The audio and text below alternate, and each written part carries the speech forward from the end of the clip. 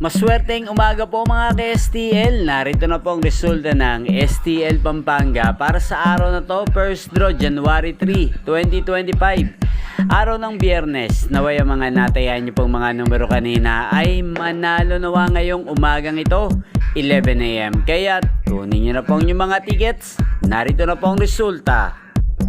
Ang mga numerong nanalo sa STL Pampanga ngayong umagang ito, January 3, 2025, 11 AM. First draw result, 6 at 13 in exact order. Sa lahat po ng tumaya kanina sa STL Pampanga para sa first draw ng 6 at 13, congrats po sa inyo.